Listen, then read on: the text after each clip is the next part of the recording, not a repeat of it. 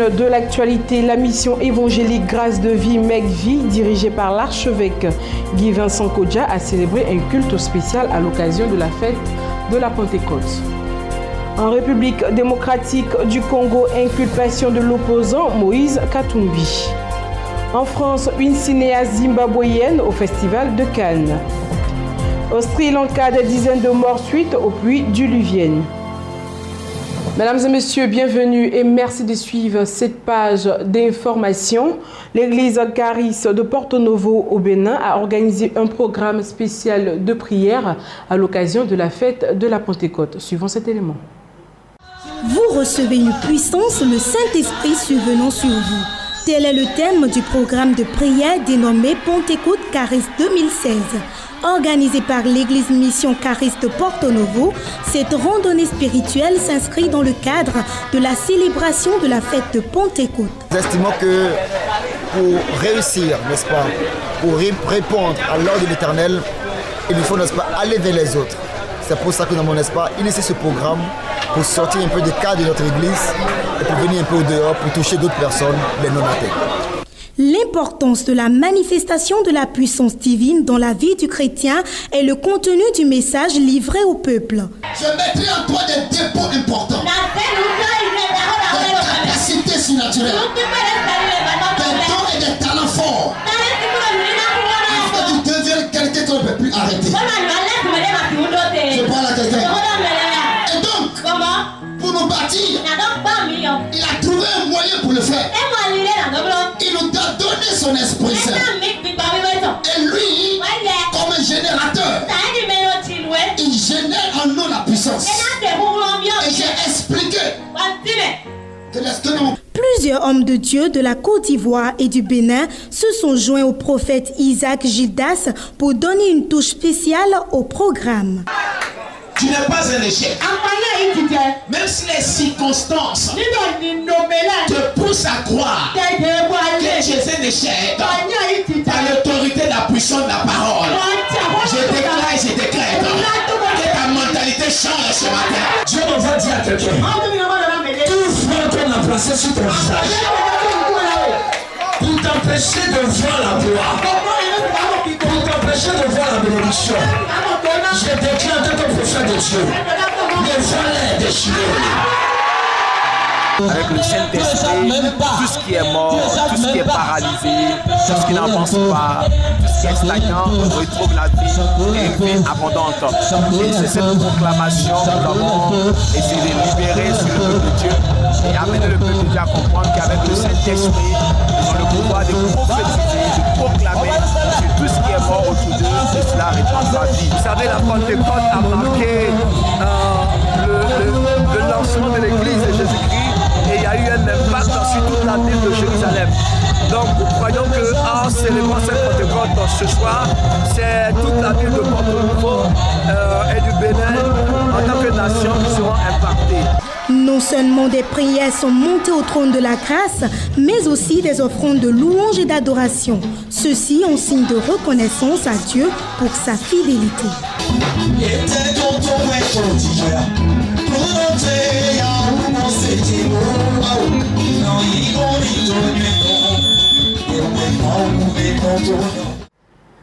Toujours avec la fête de la Pentecôte, cette fois en Côte d'Ivoire, c'est la mission évangélique Grâce de vie, MEG-Vie, dirigée par l'archevêque Guy Vincent Kodja, qui a célébré un culte spécial. Cette journée a été marquée par une animation particulière.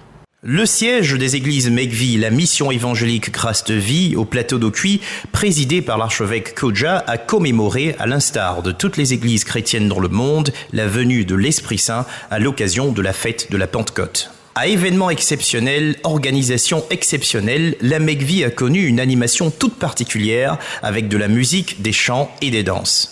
Après le discours introductif d'un membre du comité d'organisation qui a expliqué que la MEG-Vie célèbre la fête des moissons à l'occasion de la fête de la Pentecôte, la cérémonie a effectivement débuté avec la procession des enfants de l'école du dimanche portant les drapeaux et les noms de différentes nations en souvenir du jour de la Pentecôte où plusieurs nations étaient réunies à Jérusalem lors de la descente du Saint-Esprit.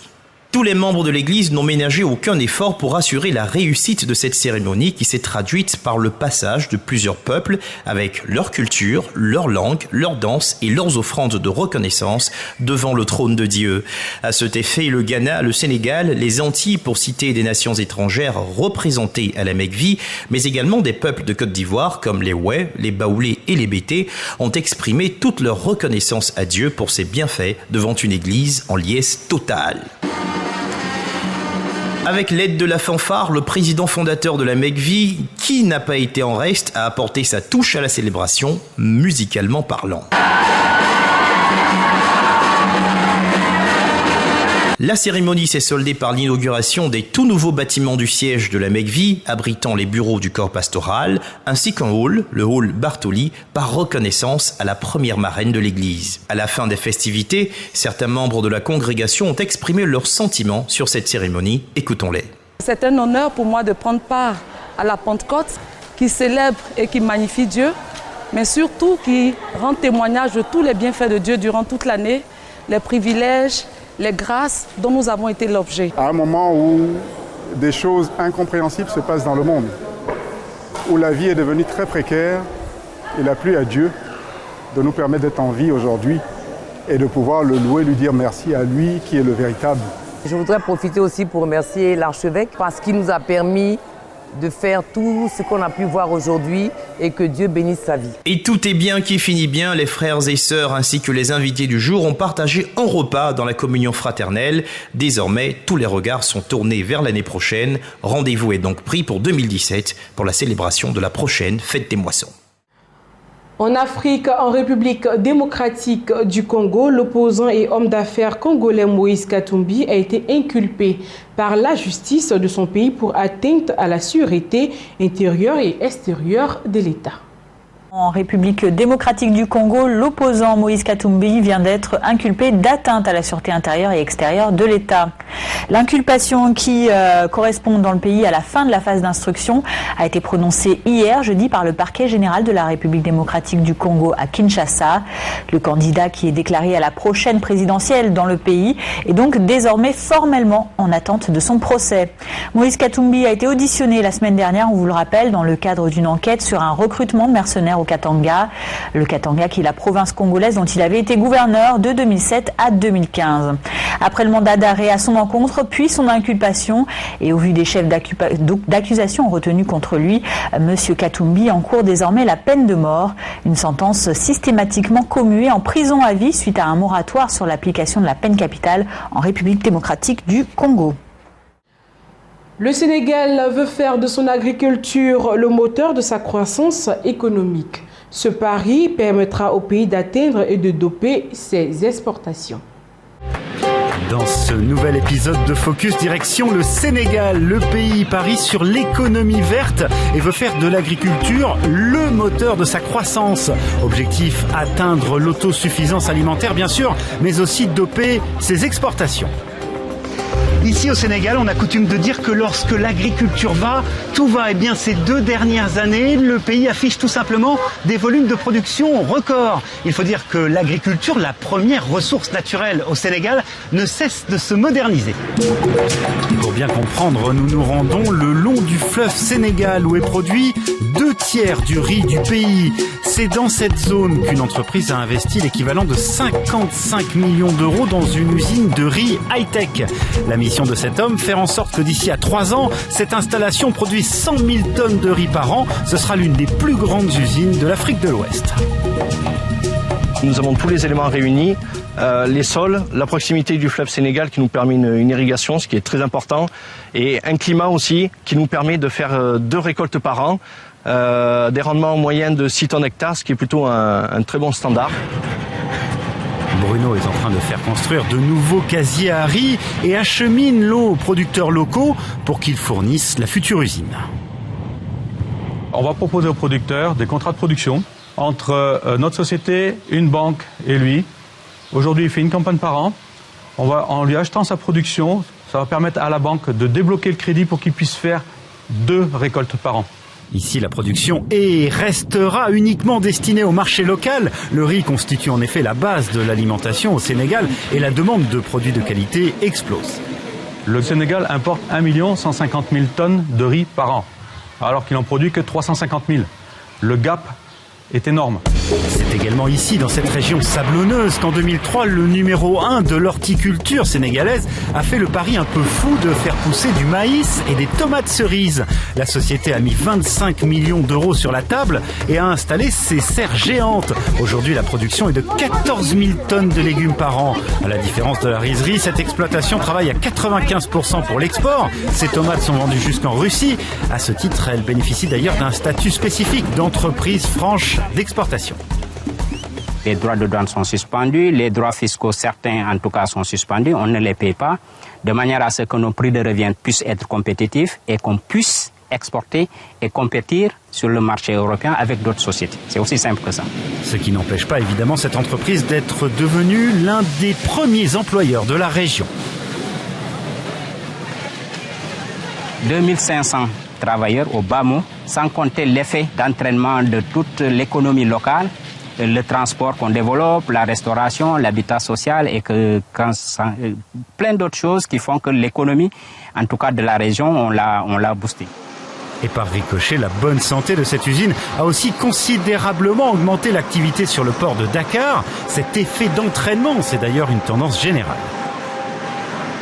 Cela se traduit par une bonne transmission dans beaucoup d'autres activités comme le commerce, le transport, l'industrie, avec le développement de l'agrobusiness, etc. Et tout ceci fait que ce secteur est stratégique et constitue un vrai levier pour la relance de l'économie sénégalaise. Depuis plusieurs années maintenant, le pays travaille à l'amélioration de son attractivité et du climat des affaires. L'accent a par exemple été mis sur une meilleure gestion des conflits commerciaux et le développement de partenariats publics-privés. Les coûts administratifs ont aussi été réduits et de nombreuses procédures simplifiées. En plus de pouvoir créer votre entreprise en moins de 6 heures de temps au Sénégal, les frais administratifs ont été réduits de 2/3. Et d'autres mesures plus spécifiques ont aussi été mises en place. Les délais de raccordement des entrepôts ont été réduits de plus de la moitié. Notamment dans le domaine de l'assainissement, nous sommes passés de 90 jours à moins de 40 jours. Le gouvernement sénégalais veut aussi faciliter le crédit ou l'accès au foncier. L'enjeu pour le Sénégal, c'est donc l'émergence, avec comme l'un des piliers le développement de l'économie verte. Quand on parle d'émergence, on émerge par les ressources humaines d'abord. Les hommes et les femmes qui travaillent, qui gagnent des revenus et qui réinvestissent pour justement améliorer leur qualité de vie. Donc tous ces angles font que c'est quand même intéressant de s'implanter au Sénégal, de faire de l'agriculture, de se faire de l'argent, mais d'aider aussi les populations à élever leur niveau de vie. Et le message est, semble-t-il, bien passé en 2015. Les investissements directs étrangers ont bondi de presque 20% au Sénégal. Le cinéma africain était bien représenté au prestigieux Festival international du film de Cannes, qui a fermé ses portes hier dimanche 22 mai. Tapiwa Chifupa, une Zimbabwéenne de 39 ans, a présenté un film bien apprécié intitulé « Là où les rêves se réalisent ». Le cinéma africain est représenté en France, notamment grâce à la présence de Tapiwa Chifupa. La Zimbabwéenne vient de porter à l'écran l'histoire de sa déconvenue personnelle. Son film, intitulé « Là où les rêves se réalisent », a été sélectionné dans le cadre du festival par la Fabrique des cinémas du monde. La cinéaste âgée de 39 ans explique que quand son père lui a interdit, au nom de la coutume, de se marier avec l'homme de son choix, elle a décidé de fuir. Et c'est de cette aventure qu'est née l'idée de son œuvre cinématographique. Le projet de la Zimbabwéenne est soutenu par l'Institut français, qui aide aussi la jeune création cinématographique du monde entier, celle de Tapiwa, mais aussi celle de 9 autres réalisateurs, venus notamment d'Angola, d'Azerbaïdjan, du Costa Rica, d'Iran ou encore des Philippines, et qui ont donc fait leur tout premier pas sur la croisette. À l'international, les Autrichiens votent pour élire un nouveau président ce dimanche, et ces élections pourraient marquer un tournant majeur dans l'histoire récente de l'Europe. Cela vous aura peut-être échappé, mais dimanche, les Autrichiens votent pour élire un nouveau président. Et ces élections pourraient marquer un tournant majeur dans l'histoire récente de l'Europe. Si en Autriche, ce n'est pas le président qui décide de la politique du gouvernement, il a toutefois des pouvoirs importants, comme la possibilité de dissoudre le Parlement et de nommer un nouveau chancelier. Or, à l'issue du premier tour le 24 avril dernier, c'est cet homme qui est arrivé en tête. Norbert Hofer, candidat du FPÖ. Le FPÖ, parti de la liberté, est le parti de l'extrême droite autrichienne, nationaliste et anti-immigration. C'est l'allié du Front National au sein d'un groupe au Parlement européen. À 45 ans, cet ingénieur aéronautique de formation, resté handicapé à la suite d'un accident de parapente, pourrait bien devenir à la fois l'un des plus jeunes et le premier président d'extrême droite en Europe depuis les années 40. Sa campagne, essentiellement axée sur la crise migratoire, a si bien fonctionné qu'elle a laminé les deux partis traditionnels historiques autrichiens.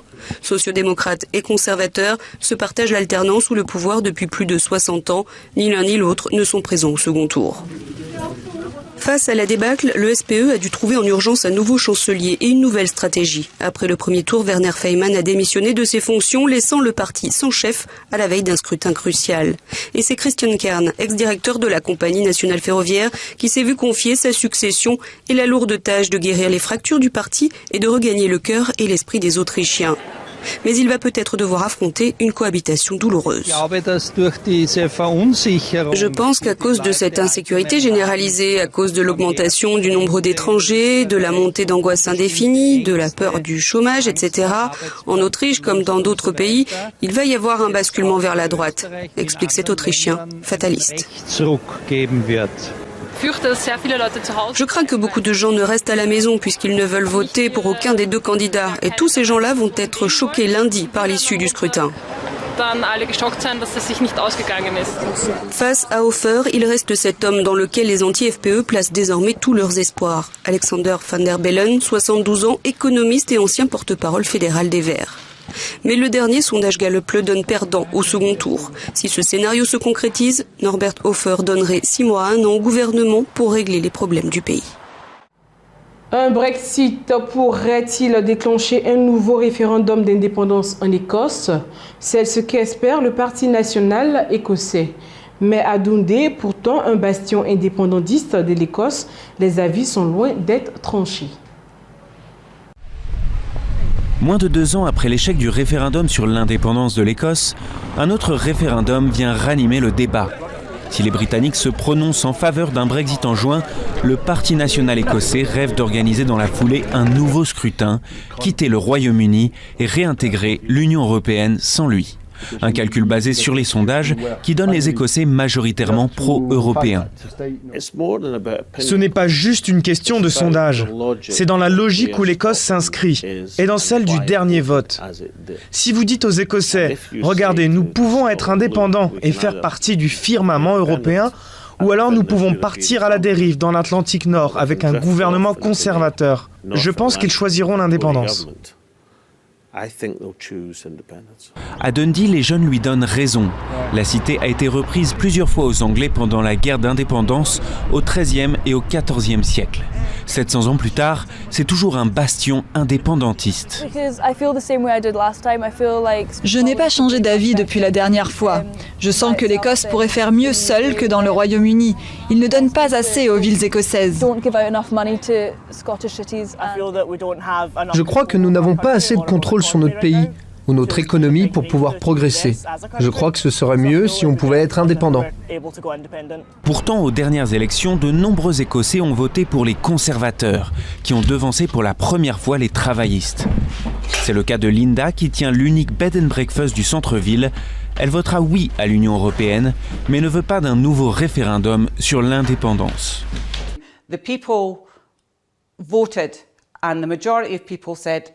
Les gens ont voté, la majorité a dit non. Ils devraient l'accepter et passer à autre chose. Ils ne devraient pas gaspiller plus d'argent et remettre ça. Rien n'a changé. Mais pour le Parti national écossais, tout risque de changer le 23 juin si les Britanniques décident de quitter l'Union européenne.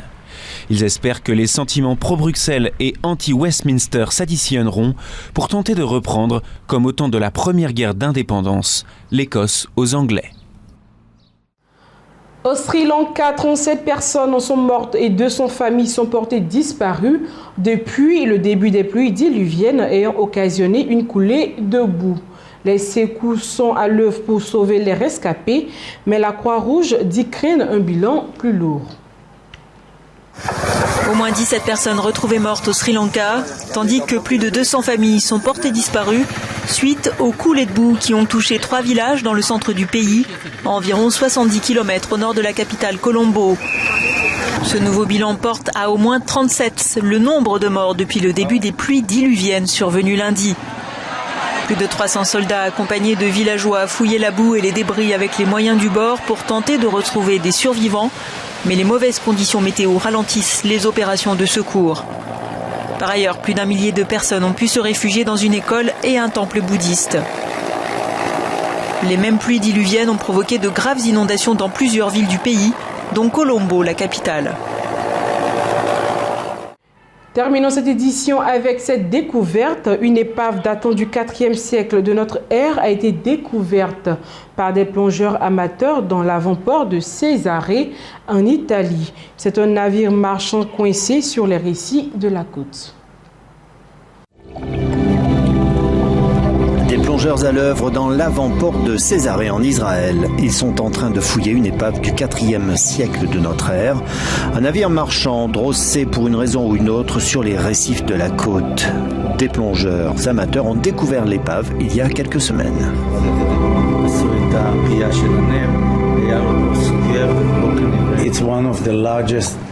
C'est un des plus gros navires marchands romains trouvés cette dernière décennie. Cela nous donne beaucoup d'informations sur le port de Césarée et sur la façon dont il était desservi au début du IVe siècle.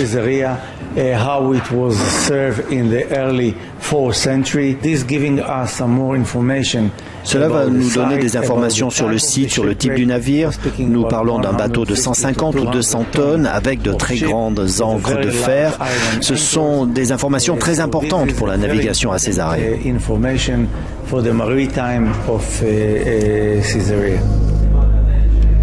Une lampe de bronze à l'image du dieu du soleil, une figurine de la déesse de la lune, une lampe à l'effigie d'un esclave africain, des fragments de statues de bronze, un robinet en forme de sanglier, des ancres et différents objets de navigation, ainsi que 2 singuliers agglomérats de milliers de pièces de monnaie antique pesant 20 kilos ont été retrouvés dans ce port méditerranéen. Césarée a été construite par le roi de Judée Hérode Ier au 1er siècle avant Jésus-Christ. Les vestiges importants des époques romaines et médiévales en font l'une des attractions d'Israël. Fin de ce point d'actualité. Merci de nous avoir suivis et excellente suite de programmes sur Béni TV. À bientôt.